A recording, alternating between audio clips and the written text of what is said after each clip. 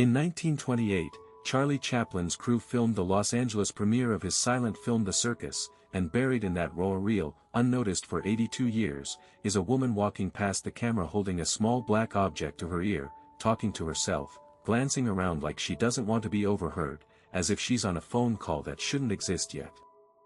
Irish filmmaker George Clark found her in 2010 while combing through the bonus feature footage for a documentary on Chaplin's premiere. He slowed the clip down, zoomed in, and watched a stout woman in a dark coat and skirt cross the frame, lift a compact object to the side of her face, and appear to speak into it for several seconds before walking off camera. No one in 1928 owned anything that looked like that, and no prop from the circus explains it. Clark posted the clip online, and it spread fast enough to rack up millions of views within days. If you like this channel for cases the history books leave out, subscribe now, because a new one drops every single day.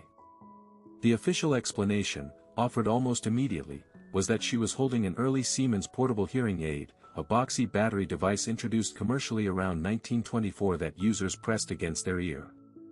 It's a tidy answer, and most outlets ran with it. But go looking for the actual object in that specific Siemens catalog and the shape doesn't line up. Those units were rectangular and worn against the chest with a cord running to the ear, not held freestanding the way this woman holds hers, close and cupped, moving her mouth like she's answering, not just listening. Clark pressed further and found something stranger.